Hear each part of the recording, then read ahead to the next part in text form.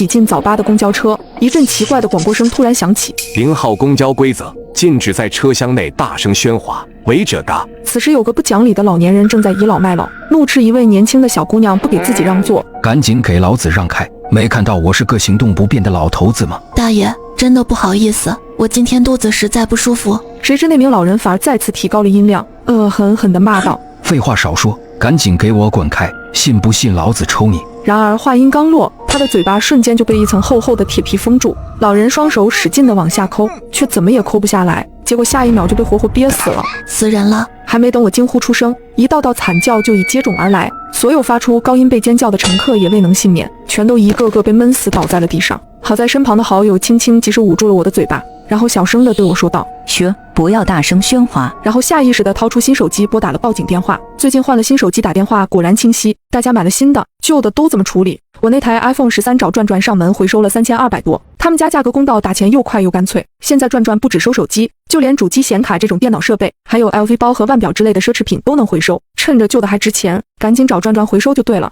可更加让人慌乱的是，拿出手机后，我们才发现所有人的设备都接收不到任何信号，仿佛和外界切断了联系。司机呢？为什么出了这么大的事还不停车？可当我们走过去才发现，面对这么血腥的场面，司机竟毫无反应，平静无比地紧握着方向盘，踩着油门向前开去。更加诡异的是，挡风玻璃外面根本不是我们熟悉的市区，所有的高楼和车辆全部消失不见，只有一条白茫茫的长路被阴云笼罩，一眼看不到尽头。这时诡异的广播声再次响起：欢迎来到0号公交，若想活命，请按规则行事。车里一片死寂，每个人都屏住了呼吸，仔细倾听诡异的公交规则。1. 本班公交不会在中途站点停车，更不会开门，试图自行离开者嘎。2.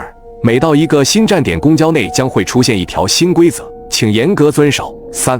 规则与规则之间不会互相重复。4. 禁止以任何方式触碰或攻击司机，否则后果自负。5. 本路线共有4站，存活到最后方能安全离开。很遗憾，首发站死亡乘客21人，目前存活37人。请注意，前方到达第2站，新规则诞生。20秒后，请所有乘客抓紧吊环，保持悬空，凡触碰其他物体者嘎。第2条规则显然是对我们体力和耐力的考验。吊环挂在高处，在空中悬挂到下一站，大概有10分钟左右的时间，无疑是一份漫长的煎熬，尤其是对我们这些长期缺乏锻炼的上班族来说。于是我揉了揉手腕，在脑海中不停构思着动作和姿势，试图想到最省力的一种。可正在我摩拳擦掌的时候，身旁的小美却突然脸色一变，催促我们加快速度。快爬上去，先抢一个再说。听到她的话，我先是一愣，但扭头扫视整个车厢之后，我瞬间读懂了她